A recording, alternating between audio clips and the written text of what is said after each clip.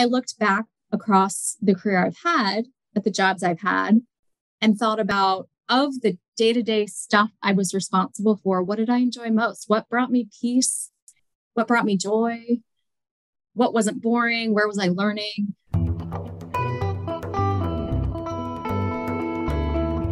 Welcome to Leap Like Me. If you can't shake the feeling that you're not on the right path, if you feel called to change things up but don't know how to begin, you're in the right place. I'm your host, Lisa Hawashi, and my specialty is coaching people at those crossroads moments in life when you feel called to take a new direction. Sometimes that means taking a leap. I want to share practical advice and inspiration for your leaps and how to keep going after your dreams in a challenging world. This season, we're talking all about career leaps. Come along for the conversation.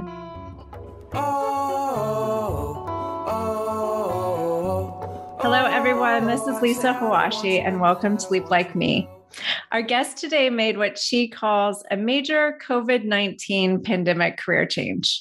She left a 15-year career in public health program management, planning, and partnerships to become a full-time copy editor at a marketing agency. Today, we'll talk about how she made this change and what was behind it for her. A warm welcome to Farah Kauffman. Hi, Farah. Hi, thank you so much for that welcome. Yes, so great to have you on. So maybe we can just kind of get started by just hearing a little bit about you in your own words, where you're located, and just about you and also about the career that you were in. Sure.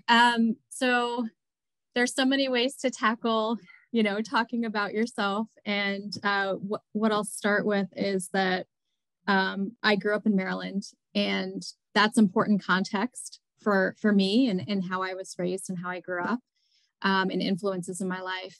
I'm currently a transplant in the city of Lancaster, Pennsylvania, and living with my family. And I have a 12-year-old and just kind of scooting along. I have a background in public health and invested in grad school, earned a Master of Public Health years ago. And since that time had been working in, like you said, public health program management, strategic planning, partnership development, and more. And I'm at midlife, and the pandemic happened and so many other things happened. And I just had many aha moments, many clues along the way. But during the pandemic, I realized it was time to make a big change and try something different. Yeah. Well, and so, I think you're definitely not alone. I think a lot of people, the pandemic was that kind of moment. I'm curious, maybe you could share with us, what were maybe it sounds like maybe even before the pandemic, you had some initial clues and inklings. Can you tell us about what was kind of coming up for you about the career path that you were on at that moment? Yeah, it's interesting.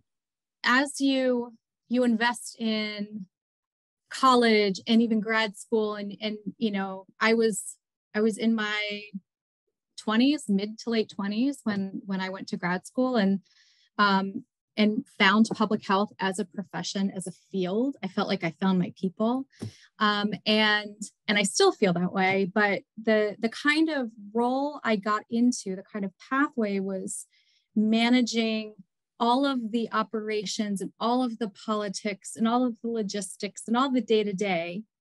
And I found, early on, I felt like, well, this is really interesting. I'm learning a lot. But at some point I realized, oh, okay, this is what this pathway is about. And if I continue on this pathway, this is the kind of role I will eventually get to. And I really questioned whether or not I liked that idea, whether I had the skills for that, and whether I felt like I could really be myself in that kind of path. And really, I was talking about being a director of a public health department or a nonprofit. And I started to feel like I didn't fit with that pathway. Early on, right after you invest in college or any kind of educational programming, and get new skills, and it's exciting and it's new and you feel like there's a lot of hope and potential for the future. But for some people like me, you get to a point where it's not just learning a new skill that you can use on the job. It's also learning about yourself and learning what you like and what you don't like in a career. And I just couldn't see myself doing that kind of work for the rest of my life, and like climbing a ladder. That did not feel appealing to me at all. And I started to really, even before the pandemic, I started to think really hard. And that was not the most pleasant time because I felt very conflicted. I started to think really hard about what did I like doing? What brought me a sense of peace? What made me feel good about myself? What made me feel like I was giving back? Because even though I no longer work in the field of public health in a traditional sense, I still believe in the principles of public health. And I care about the people who feel like they also believe in it. And so I needed to think about like, what can my role in public health be that fits me and that I can live with for the rest of my life. And maybe it's for the next 10 years. I'm at midlife, so I still have a ways to go before I stop working. But I had to, completely break down the idea that you, at least how I was raised, you finish high school, you go to college, you get a job that then you do for the rest of your life. And you don't make any big changes. You may have, get married, have kids, buy a house, all that. But as far as like disrupting that pathway, I was kind of taught, maybe indirectly through just modeling, you don't disrupt that. That's the life goal. And when you realize you don't really fit with that, or that goal, that life path does not fit with you, it can be upsetting at first and very uncomfortable. But then I settled into that. And this was before the pandemic. I settled into that thinking. And over time just grew to accept it and then really want a change. So by the time the pandemic happened, when we had all these horrible reminders that life is so short, I took that as a message that it was time to make a difference, to make a difference for myself, to make a big change and do something different. Do the only thing that I had control over, which at the time was, changing careers. Yeah. So, yeah. Well, and so it sounds like it went in a bit of stages for you. It was like first the kind of like recognition of like, okay, I can see where this career path is going. I'm not feeling very aligned with like that I can be myself, or that I'm really doing the things that I want to be doing in a role if I continue on this career path. Yeah. And then it sounds like it was a bit of the acknowledged, like some discomfort coming up and like, okay, I'm going to have to disrupt, which is not something I've seen other people do, or I get the feeling is like, I haven't seen other people do it, or maybe it's not an okay thing to do. And then kind of the sort of coming to terms with like, well, this is what I'm going to have to do. Yeah. Exactly. I feel like you summarized it so well. And that it was really a kind of a long time coming. It wasn't an overnight discovery or an sudden aha moment. It was clues over the years, just building and building, and lots of time to think about it. In public health, there's a theory that's really important that helps shape how you design programs to help people. And one of the theories is called stages of change. And so I felt like for a long time, I was at the beginning of that, where I was not yet ready to think about it. And then I moved into I'm going to think about this. And then I moved into the next stage where you're thinking about it a little more, and you're actually maybe starting to do something about it. And then at some point you move to a place where you're ready to adopt whatever change you're going to make and do the new thing. And that doesn't, maybe for some people that happens very quickly. And for me, it took years. Mm-hmm. So at what stage did you feel like you were at when the pandemic hit? I think at that stage, I was really just looking for permission or validation, some sign, for the lack of, of a better word, that making a change was the right thing to do. And there was no greater sign than the pandemic and all of the horrible things that were happening, upending people's lives, in just these awful ways. And when tragedy happens, whether it's the loss of a loved one or the loss of a job or a breakup, whatever it might be, when loss happens, it really can reset your perspective or change your perspective. And my perspective had already been changing, but really it was just the pandemic was like a big nudge to push me over to taking action and trying something different. Mm-hmm. Yeah. And it's interesting what you mentioned earlier about like during the pandemic, in some ways, work kind of felt like the only thing we had power over. It was, I think that's really true that, so much of our lives had been reduced at that point, like in that sort of like confinement or lockdown kind of stage, right? We're trying to maintain our jobs, we're taking care of our families, and it's just like family, and it just felt like family and work, right? Because all of our social, things had kind of fallen out.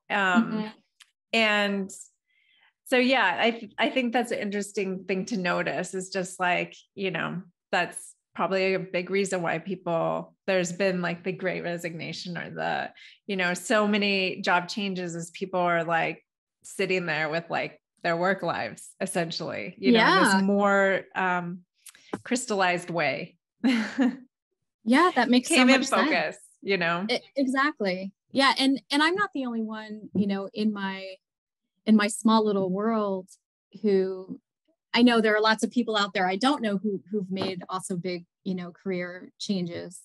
But people in my personal space also are on the edge of making a big change, or they made a big change during the pandemic. And I know it's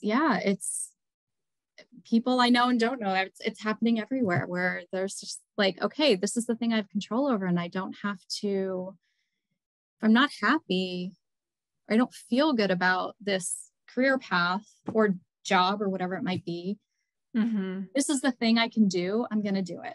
No matter what happens. It might not turn out well, but it's everything in life is a gamble. Every decision you make is a risk. It may not turn out.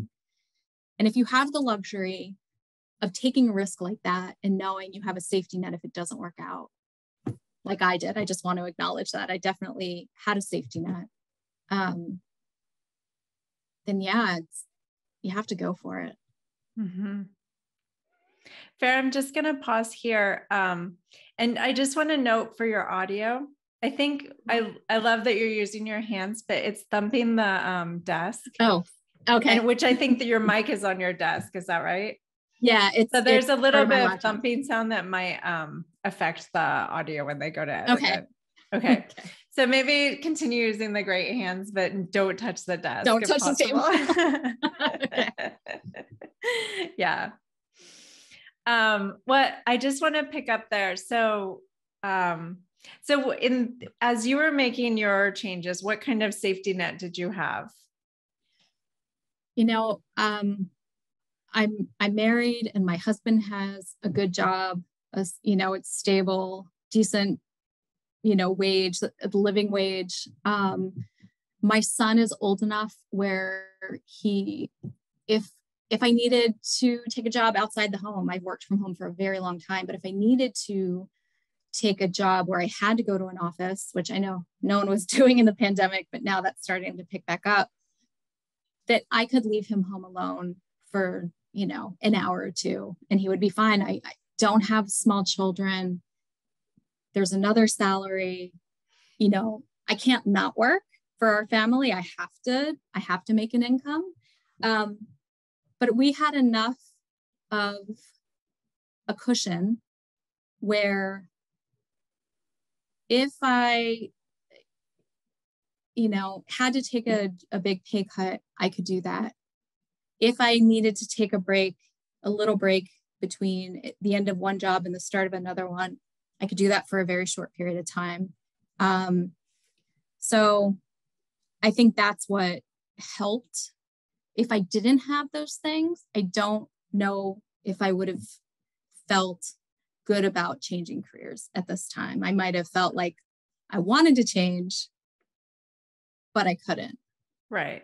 Like this allowed you to be able to do it. Yeah. Yeah.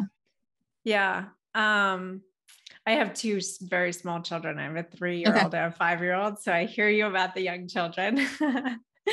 Yeah. It makes a difference, like depending on where you are in parenthood, motherhood. Yeah. And so, all right. So it sounds like you had all these signs that it was time to change. You had a safety net. So you had some like maneuvering room. So what steps, or how did you kind of start, your approach to like how to making this happen for yourself? What did you start doing next? Well, I really had to explore what interested me enough to make a big change.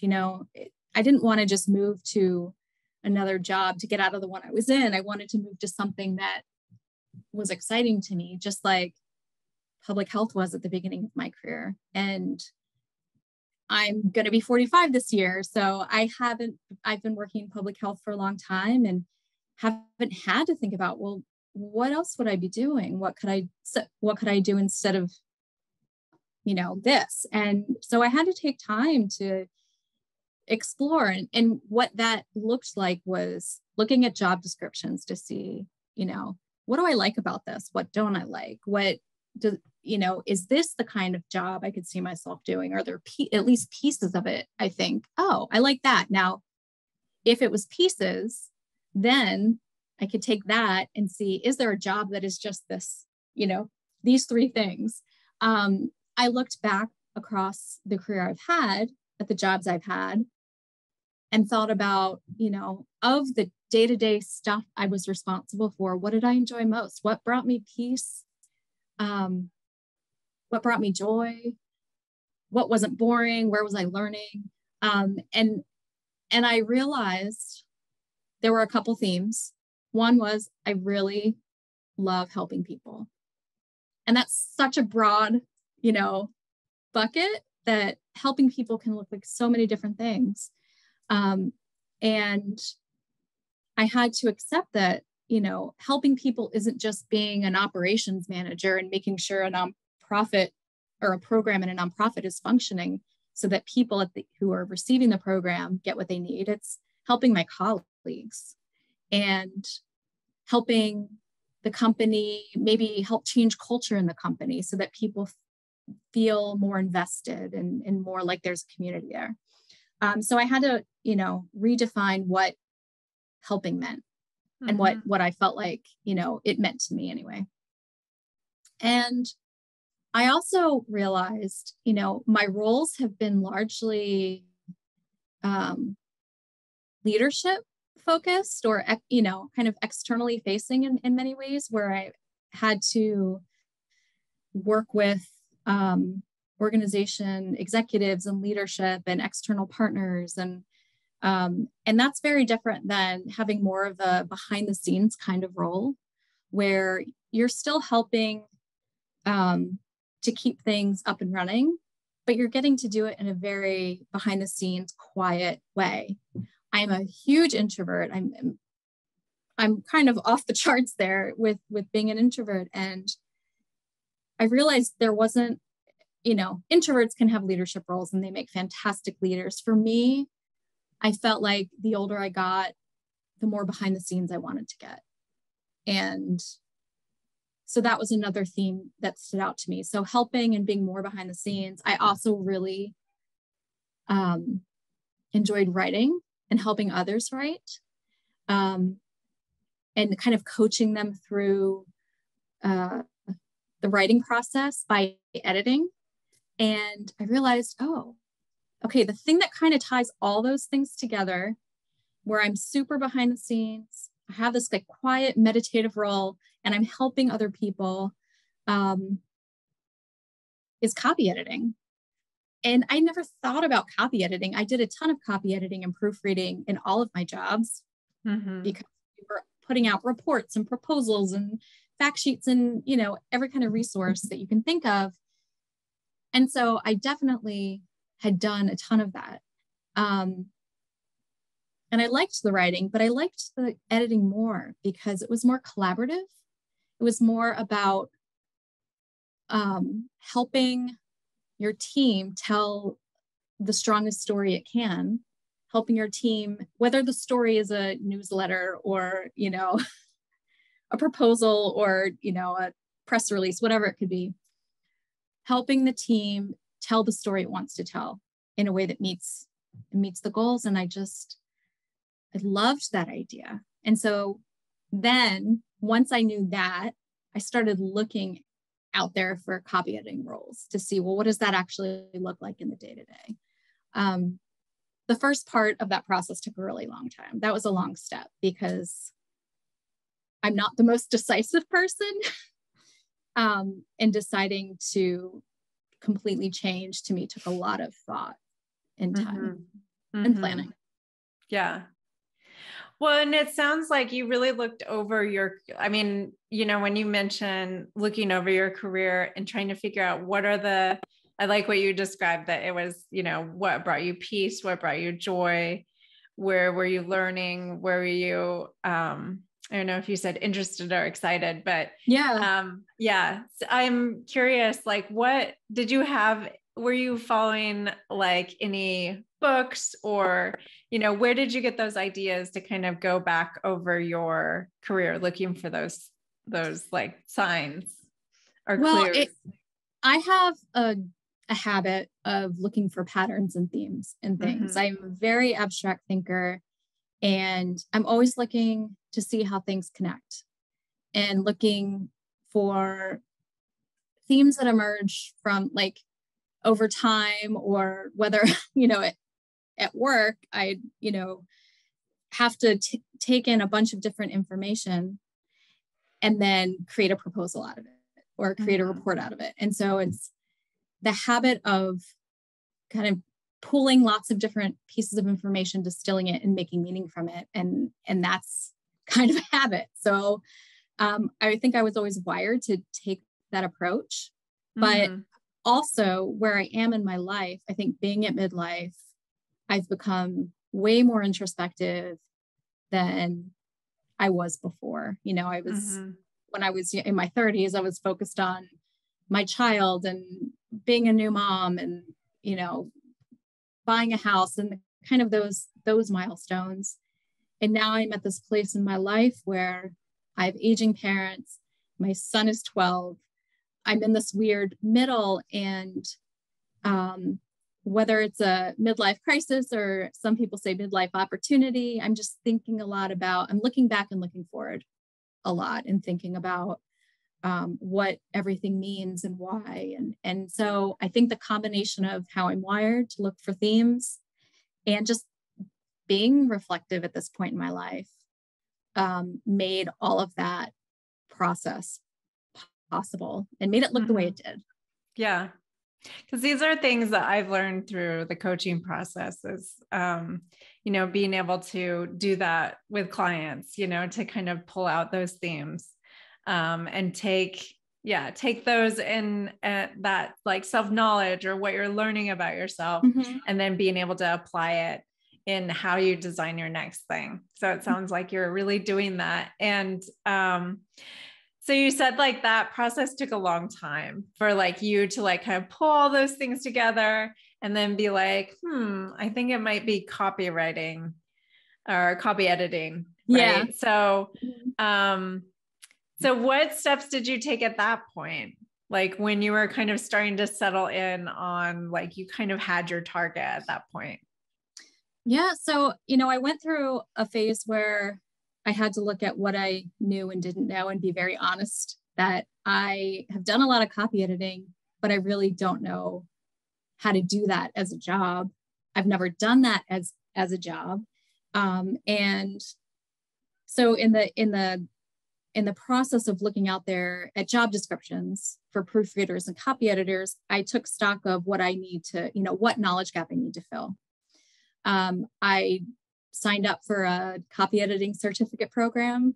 And so I've been enrolled in that for the last, I guess, year now. I still have one more year to go, but that I felt like, okay, I invested in public health and training, and now I need to invest in this if I really want to do it. And I've taken 2 courses so far, and it's just been so much fun. I think I missed learning something new, and it just felt really energizing. Even doing homework and tests and things like that, I really liked it. And maybe that's the difference between like doing school or doing, post high school, work when you're 18 versus like 44.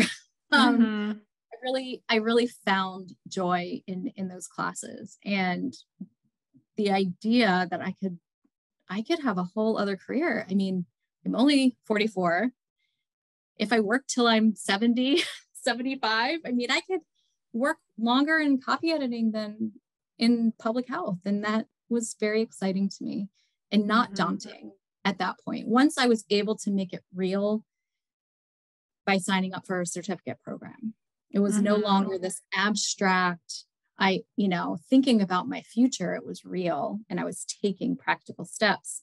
The other thing I did is I just started applying to jobs, knowing that I would not get hired yet. But when you've been in the same kind of job for a really long time, it's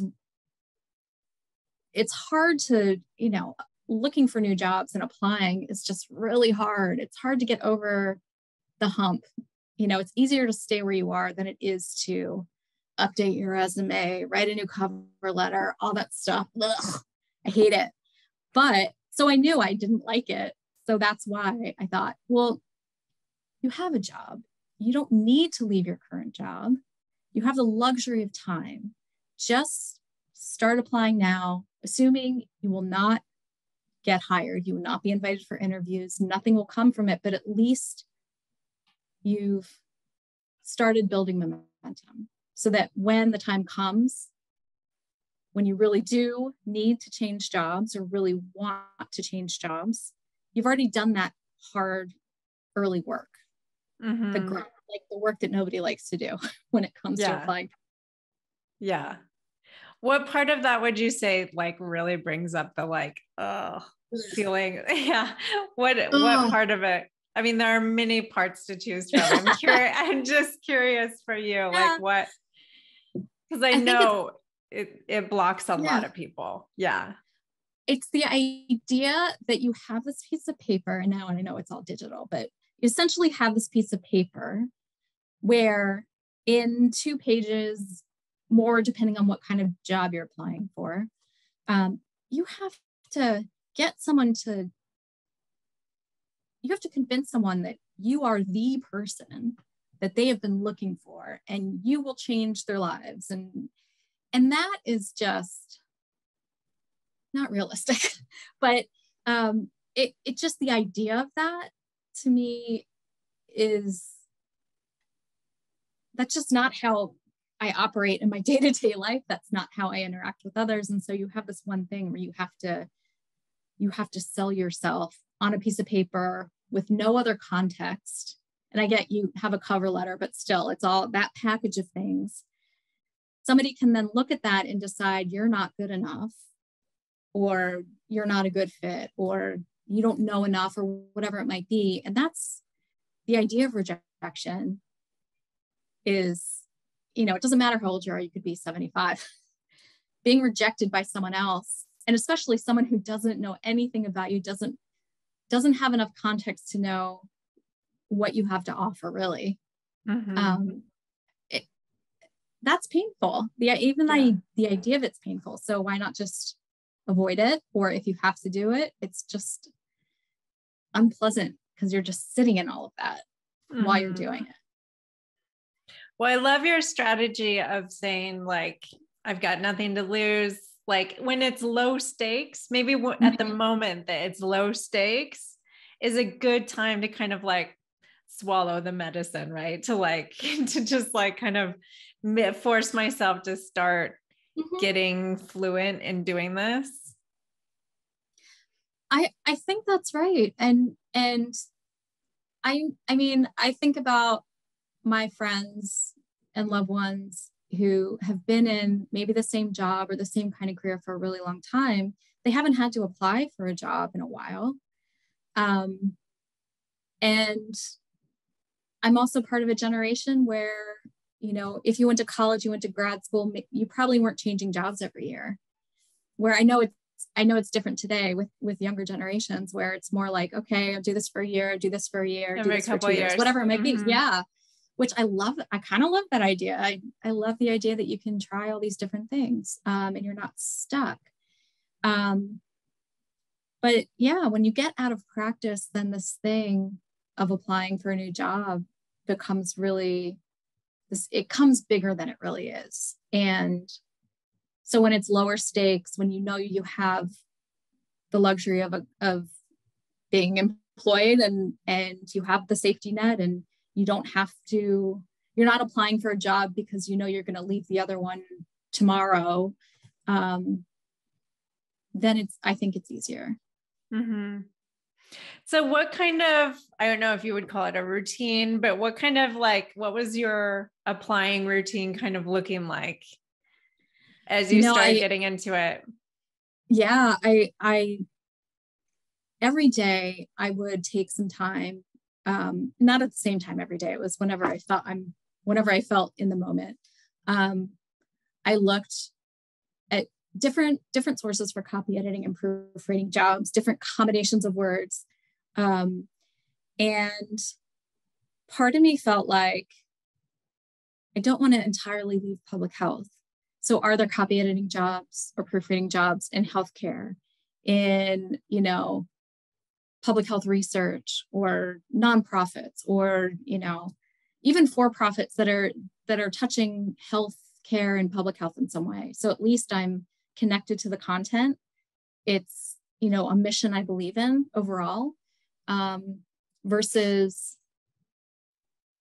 doing something like copy editing for a company that sells watches, which to me, I think there are people who want to do that. And that's their passion, but it wasn't mine. I really wanted to stay connected to the mission of public health overall, which is very broad. So I felt like there's potential for me to find something that's going to fit.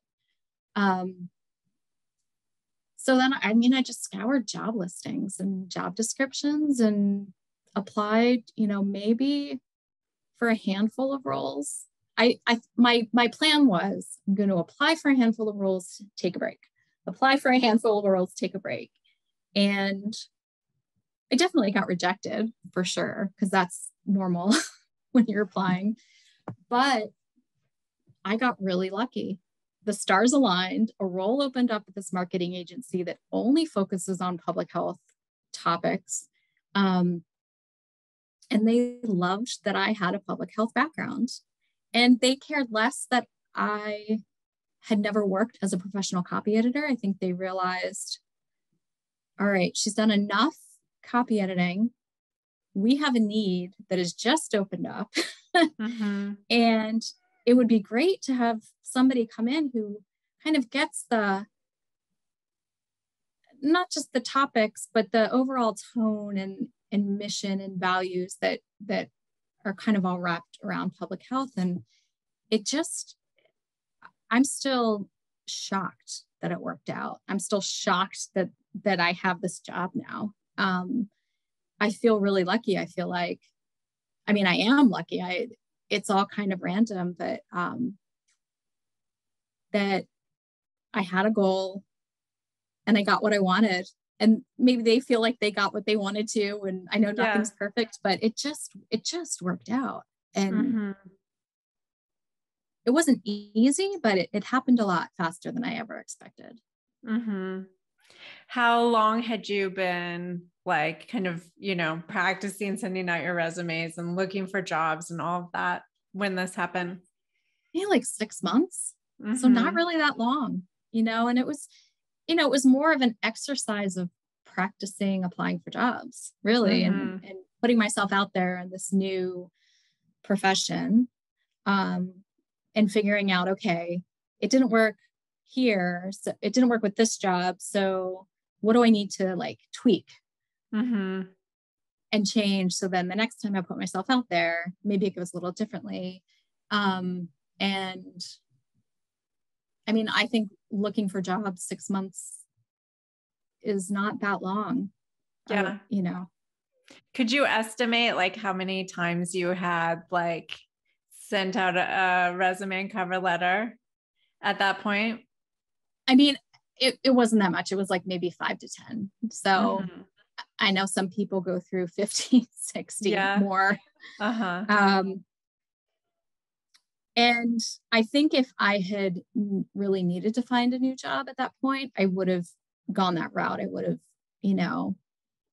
just pushed my resume and cover letter out there and applied to any job that I felt like had a close connection to my interests. But because I wasn't in that position, I really, I had the luxury to be more mindful and conservative about what I would apply to versus what I was like, maybe, but maybe not. Maybe not Mm-hmm. today. But I'll Yeah. save that so I can look at the description later in case I want to think again about it. But Yeah. Well, I'm guessing that, like you said earlier, one of your skills is storytelling. And so I think that an important part of all of this is actually being able to tell like a compelling story about yourself, your career, your interests, and where you want to go, right? That you can capture amid so many, applications, that you can capture someone's attention, right? yeah. Yeah. And, a hard thing about applying for jobs is you have to hide a part of yourself. It's maybe, I think, when I was in my early 20s or mid 20s and applying for jobs for the first time, I packaged myself a certain way, very crisp, very proper, very like, clean cut. And the way I did it this time, I thought, well, if I'm taking a risk anyway, I am just going to be myself in my application. And when there are extra questions, along with the standard application questions that you have to fill out, I'm going to just elaborate and give them a little bit more of myself than I would have 10 years ago. And I think, and in the interviews too, I tried to really be myself. And I think, again, because I didn't have to find a new job, I took I could take the risk of just really putting myself out there and being authentic and being honest. And, if they didn't like it, okay, it's not a good fit and I'll try something else, but I'm still going to be myself because I'm too old at this point to not, to not be myself. Yeah. I think I'm, being at midlife, it's confusing, it's scary, it's painful, it's wonderful, all the things, but I feel like I have more confidence in myself and my choices than I had 5 years ago. Even I was kind of on the beginning, and now I'm somewhere, I'm still in it, but I'm in a good place where I really don't mind who I am and I want it. And if people, a job is like a relationship. If it doesn't fit, it doesn't fit. Mm-hmm. And go your separate ways. And I just really wanted to try being myself completely in a job for the first time and just see what would that be like. And it worked out. I'm really lucky it worked out. Yeah. Yeah. Well, it sounds like through this process that things were starting to become really clear about what kind of who you wanted to work for? What kind of people did you want to work with? And what kind of company would it be? Yeah, definitely. Yeah. I've worked in a lot of different kinds of settings. I worked in nonprofit settings. I worked for an academic medical center for a while, in a research department. I even worked for like 3 months. I think it was 3 months in, mental health treatment before I went to grad school for my Master of Public Health. So I've had a lot of different kinds of experiences. I'd never worked, as an adult professional. I'd never worked in a for-profit setting. So the company I work for now is a for-profit. I was nervous about that at first. When in applying, I thought, okay, this is a big risk because I don't know this environment and culture at all. And what if it's so completely different than what I've ever known? And it's not. It's not. It's the same. It's people who care about public health. They're really creative. They're so brilliant. I love being around them. Just watching them come up with ideas is inspiring. And I wonder, oh my gosh, how do their brains work that way? It's so cool. But they care about public health the way I do. And they just came to it from a different spot, and it's really cool to see how you can be in this different kind of environment that has healthy business practices, that cares about its employees, that cares about making a difference in the world. And it's not perfect, but nothing is. And it's just, it feels like a really good place to be. Yeah. And do you have any, did anything help you in sort of being able to suss out if it was the right kind of environment for you as you went through the application and interview process? Yeah. I mean, I talked to a lot of friends who had in their past worked for marketing agencies, some small agencies, some larger ones, on the for-profit side. And they had done maybe healthcare marketing or even public health marketing. But I felt like they know me, they know what is important to me and my values and what I could handle and not handle. And so I talked to them to get their thoughts on the environment and am I going to fit in the culture, or am I going to be this weird outlier that just comes in and it's kind of like sandpaper. And they really calmed my worries. And I felt, after talking with them, I felt clear that it would, changing the environment is as much of a risk as changing a job. So I felt like, okay, it's going to be safe enough. I'm going to do this. Mm-hmm. Can you talk about the other ways that you used people as support or through networking? Who else helped you along the way? I mean, I feel very lucky that over the years, through work, through school, I've been able to form really strong connections with people who, they're not all like me. They don't all have their Master of Public Health. Some of them are communications directors. Some of them have backgrounds in counseling. And so I was able to really lean on them to get their perspectives, or even just, watch and see how they operate in their careers, what's hard for them, what feels safe for them. Even just watching them and looking to them as role models helped me feel safe, I guess. I don't, for the lack of a better word, help me feel safe in exploring this different path, making different choices.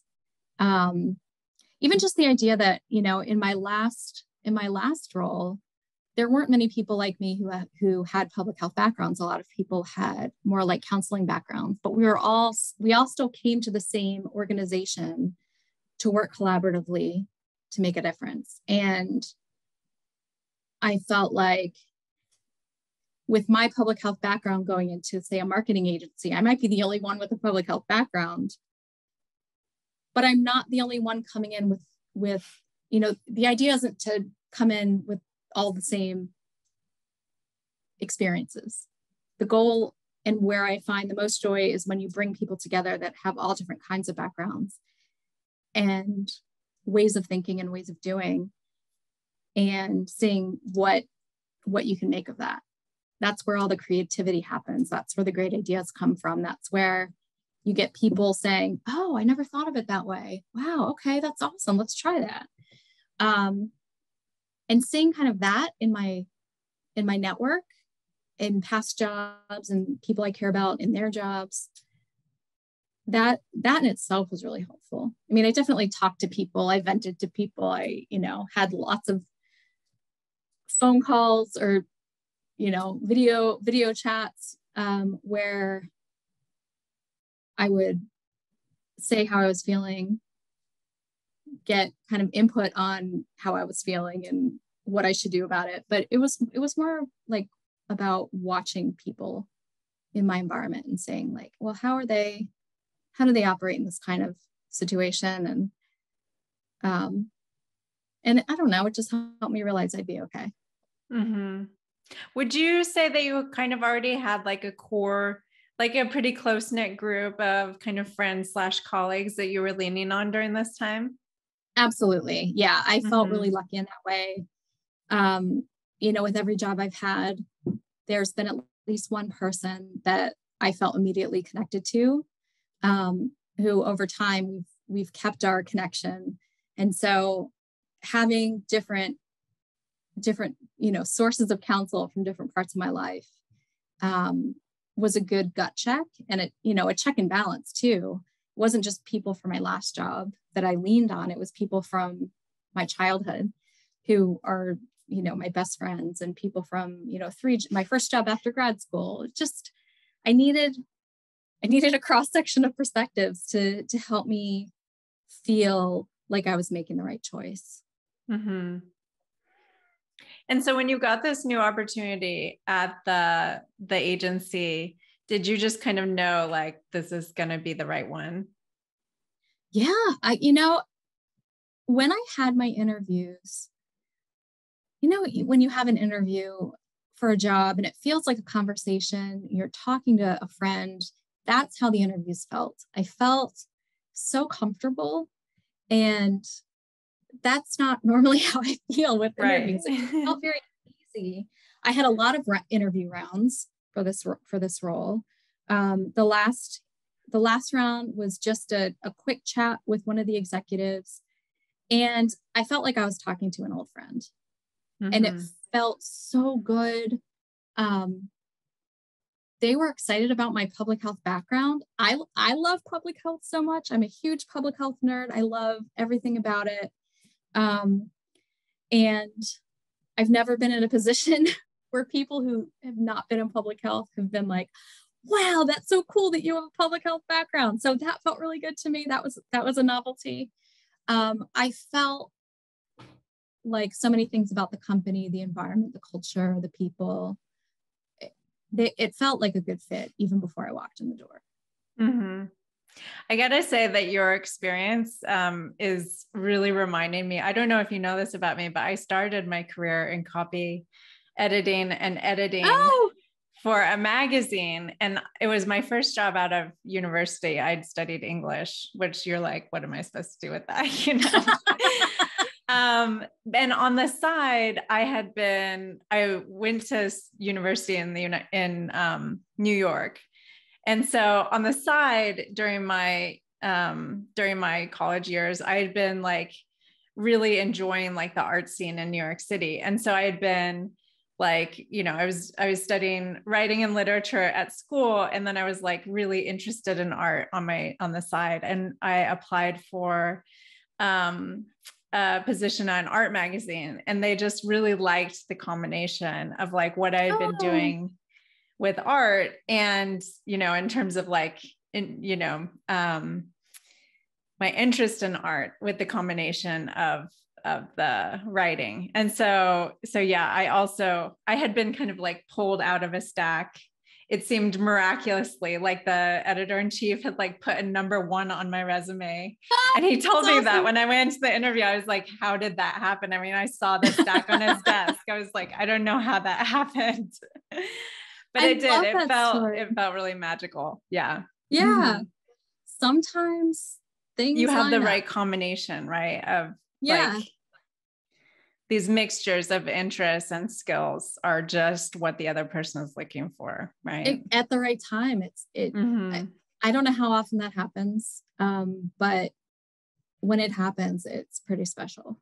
Yeah. Well, I can tell you it happened to me too. There's at least 2 of us. That's fantastic. Yeah, it felt really exciting. Yeah. Yeah.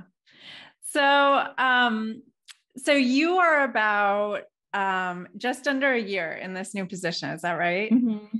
Yeah, about 6 months. Oh, 6 months. Okay. Yeah. So you are still kind of finding your way. How is it going? It's interesting. What do you want to tell people about starting a new job when you've made this kind of pivot? Starting a new job on a good, like when you're in the same career can be hard. I think starting a new job anytime is challenging because you're going into a new environment. You're learning all of the new HR policies and how things work logistically and what systems they use. And you're learning, you have to meet all new people and you have a new team around you and how do they do things? So it's that, I'm still in that. I feel like they've hired so many new people since I was hired that I'm not the only one going through that. And so it feels less maybe isolating than starting my last job or starting the job. Like a new cohort is starting and you have some people in that cohort. Yeah, it's kind of what it feels like. And I think starting a new job and, the pandemic certainly isn't over. Starting a new job in a time when, I've worked remotely for about 5 years. So even before the pandemic started, but a lot of people had never worked remotely. And so companies have started to, or they have learned that they have to figure it out. They have to have systems in place where you can do video conferencing meetings and different ways to check in with each other to get the work done, because you can't necessarily all be in the same place. The company I worked for, I think, realized that before the pandemic started and had slowly been hiring people from all over the country to have a presence in different parts of the US. And so I have colleagues, a lot of my colleagues are based in Southern California, but some are in Seattle, some are in Oklahoma, some are in New Mexico, Washington, DC, all over. So, that also made it easier to be new because I wasn't the only telecommuter.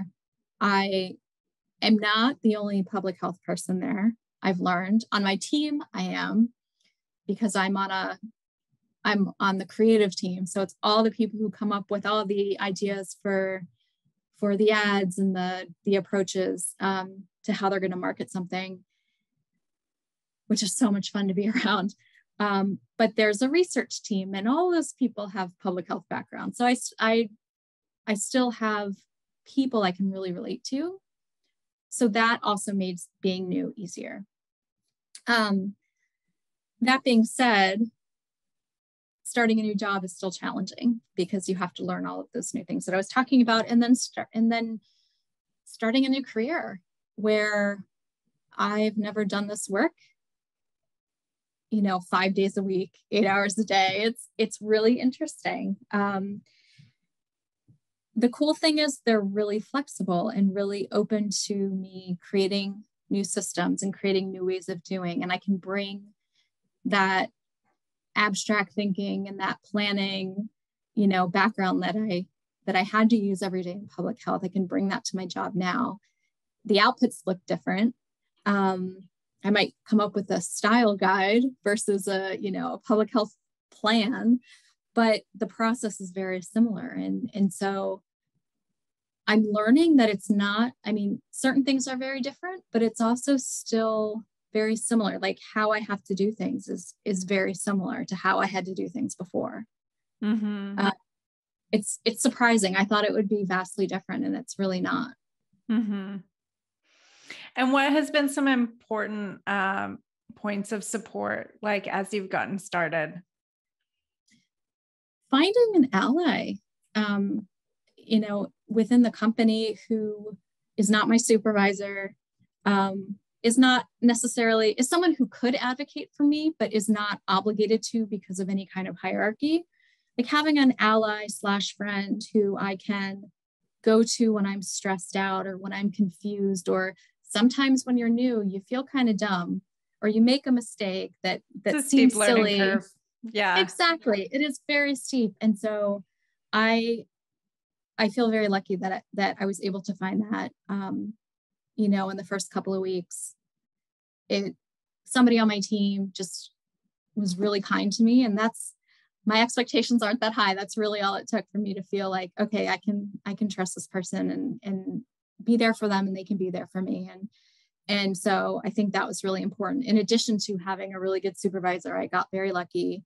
Again, my team is great. They're really interesting and creative. And even, the organizational leadership, everyone's been really welcoming and supportive. And I feel like there's space to make missteps and to have these like learning moments or mistakes or whatever you want to call it, however you want to frame it. They've given me space to just be human, which I appreciate, because I'm not a robot, but you don't always get treated. Sometimes the expectations, especially when you're new, can be a bit unrealistic. Mm-hmm.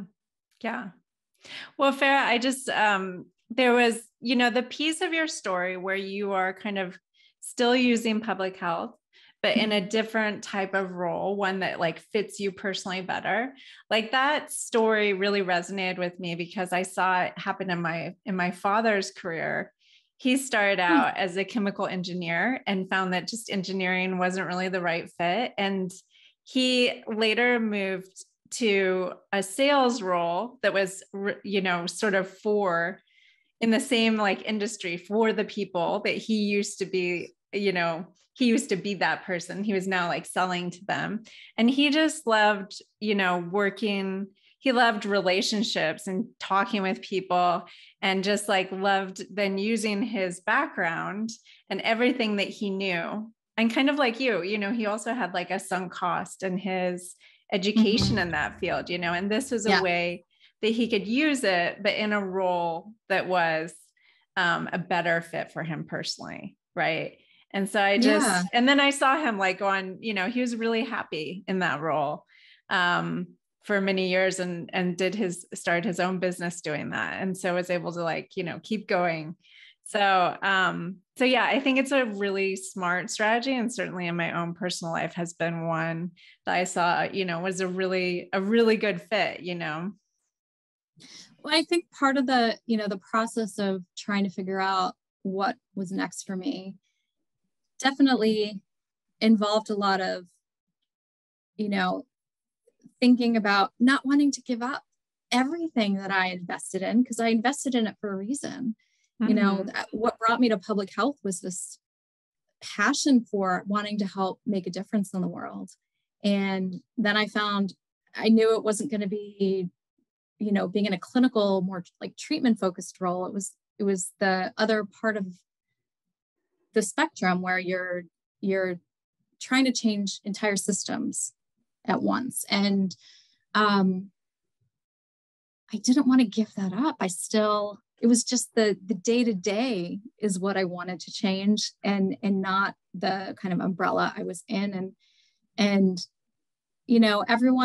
everyone's path is different, and everyone's choices are informed by different, influences and preferences. And for me, it was really important to be able to keep one foot in public health if I could. I didn't want to give that up. I felt like I had invested a lot. I even went and did a doctoral program in public health for a bit. And I decided that, during the pandemic or at the beginning of it, I realized that I don't need that I want public health. I don't need that piece of it. And I don't even want that piece of it anymore. And being able to take public health with me has been really important. Mm-hmm. Very cool. Well, so I just want to wrap up with the 3 questions I ask every guest on the show. And so I would love to hear your take on first, what has been, I actually forgot my order. Let me see. All right. What do you wish you knew before you took your leap? Just to trust myself more. I think I would have made the leap years ago if I had just trusted myself more. And, you know, I did not die. The world did not end when I made that leap, when I made that career change. And I just had a lot of fear before and didn't trust myself enough. So I wish can't go back in time, but that's what I would have told my younger self. Mm-hmm. And what has maybe been the most surprising thing that has come of your leap? I feel like a weight has been lifted off my shoulders. I knew changing careers would provide some relief, but I feel lighter than I have in years. Wow. That's so cool. Wow. So surprising. Mm-hmm. Yeah. And for someone who's thinking of doing something similar, what advice would you give them? Just know that, applying for jobs and doing the job search and interviewing, it's just not going to be the most enjoyable thing in the world, but you have to do it anyway. And it's okay to be uncomfortable. It's okay to feel uncomfortable. But you'll get through it. Mm-hmm. It's worth it. It's so worth it. Mm-hmm. Awesome. Thank you. Well, Farah, I really appreciate you sharing your story with us here.